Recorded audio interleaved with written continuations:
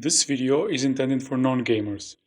I'm not a gamer. I played Atari games and later played Heretic, First Unreal, many driving games on 486. I did like some adventure games such as Broken Sword or Little Big Adventure, which could explain why I like Fragments on Microsoft HoloLens.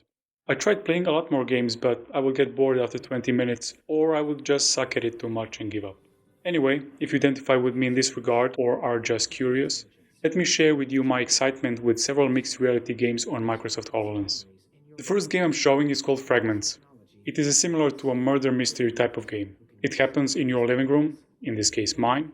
The story will be explained in the following opening sequence, so I will let you watch it first. Small glimmers of light? Those are memory fragments. If you are the one I'm looking for, you should be able to bring them into focus. There, that rat. You can see it, can't you?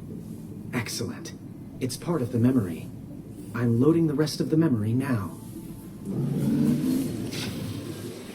The crime you are about to witness happened a few moments ago. I don't know what you'll see, investigator, but your first case has begun.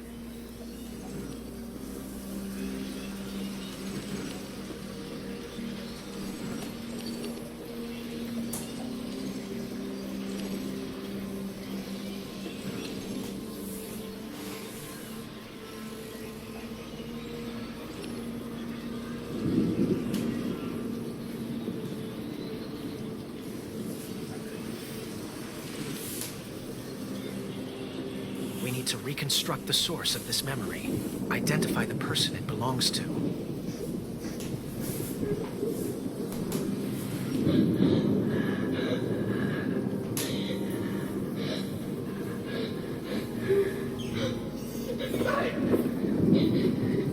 Help! Mom! Dad! Somebody! Please! Help me! Stop lying! I told you to shut the hell up!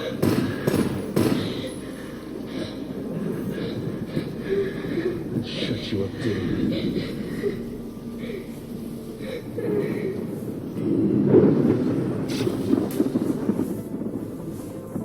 We've lost the signal. Damn. Let's just hope we're not too late. The situation is worse than I thought. Director Kirkland will want to speak with us. Let's connect with her now. Please move into the glowing beacon to join the holocall. Please log into the call. Log in.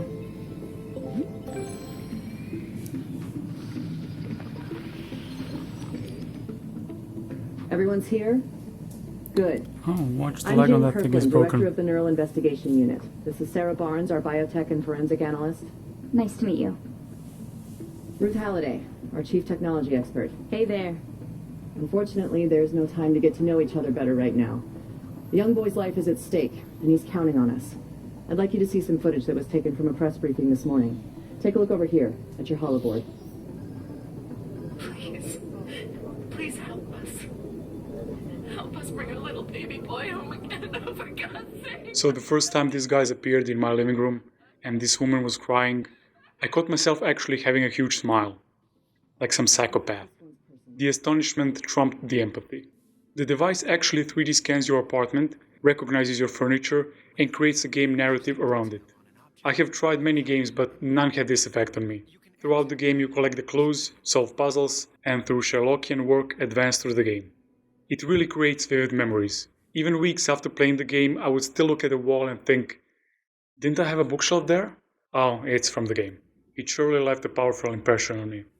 I will talk about technical aspects while you watch more of the gameplay. This is Microsoft HoloLens, the first holographic computer as Microsoft calls it.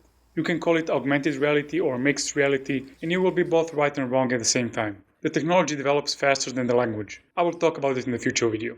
HoloLens is a self-contained or a self-sufficient unit, meaning you don't need a PC to operate. It doesn't have any wires. The whole computer, battery, several cameras, and the projector are packed inside. It runs Windows 10. The projected image in HoloLens refreshes at 240 Hz.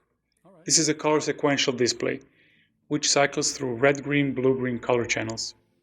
I am very sensitive to motion sickness of VR devices today, even in relatively static experiences at constant 90 frames per second. But with HoloLens, I never had that issue. HoloLens uses built-in depth cameras to reconstruct the 3D space around the user. Those are used for possession tracking and hologram seclusion. Like all time-of-flight cameras, these also have trouble with objects that absorb or reflect all the light. Most furniture in my apartment is glossy black, so the 3D cameras do not actually see it well. If you have light-colored furniture, you will have even better experience. What you see in this video is not even close how it looks like in real life, because the device has to drop the frame rate to 30 Hz, lower the resolution, and render wider image than what it projects. Also, your eyes are much more light sensitive than the built-in RGB camera, so you don't see this motion blur while looking through the device. The field of view is smaller than the recorded video, but I would forget about it after several minutes. It's about semiosphere. We actually do not interact with the world directly, but with our internal representation of the world.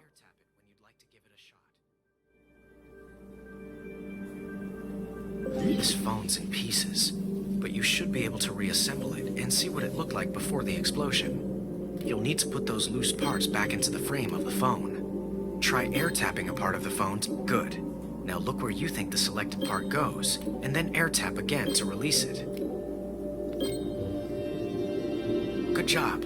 Now just get that screen put back together, and we'll be in business.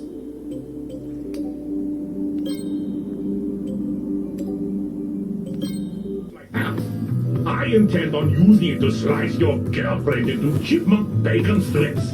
Once I fix the laser guidance system, but nothing can stop me. Top that! Ha ha ha ha ha! Change your plans. We need to rescue her. What about my upgrade?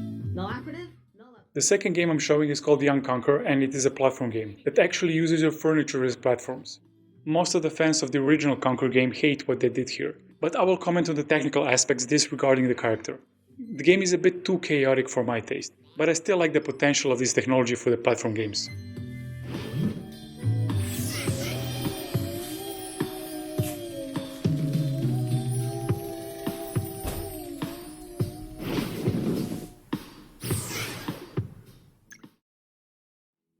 I'm not a fan of the way of controlling the character here. It follows your cursor that is fixed to the center of the visor, so you actually control it with your neck, and it's not comfortable having your head tilted down for a long time. You need to hold your head in awkward position at certain times pointing at the target, and independently follow the character with your eyes. I had pain in my neck for the whole next day. If I could play it with an Xbox controller, it would be a much better experience. The gameplay actually requires larger field of view than the developer version of HoloLens provides, and a bigger apartment. Since the game creates platforms from your furniture, in my apartment it had to pack everything in a small area, so that is one of the reasons I had to look straight down for a long period of time. This turns me on.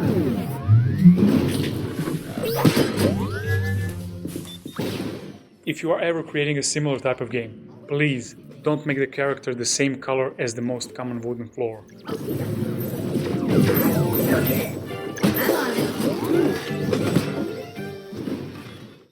The third game is action type. It's called RoboRaid. The game is also constructed around your environment. When you're ready to play, look back at the menu and tap Start Game.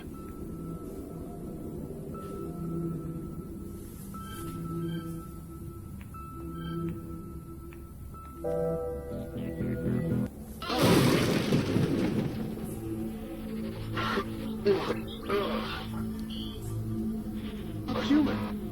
My name is X-Ray Mark 17. I am a status quo planet destroyer AI module. Don't be alarmed. I'm here to help you. If they capture me, your planet is doomed. But if I transfer my powers to you, we can still stop them. Quickly, come closer.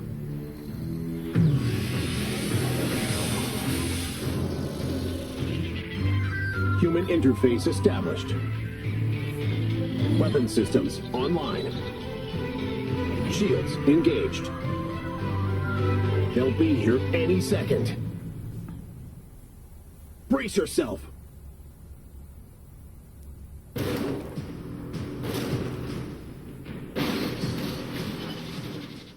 The swarms of robots from the neighbors' apartments are invading yours.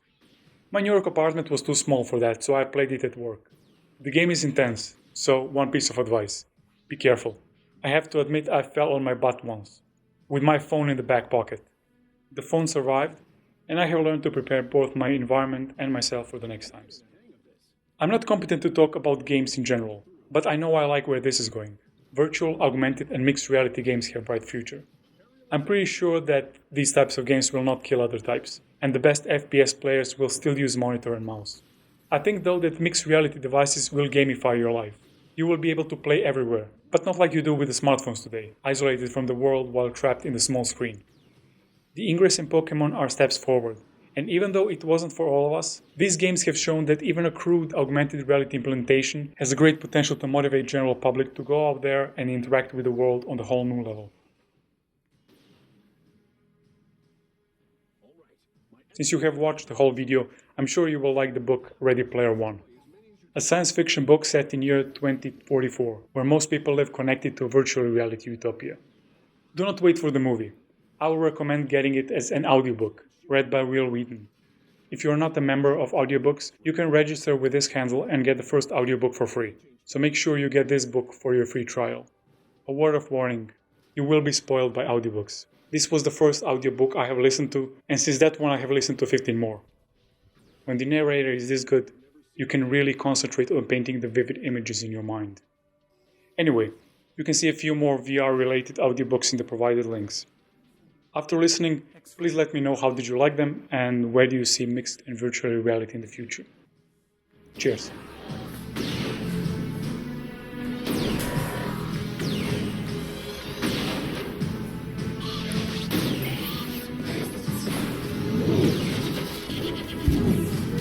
X-ray.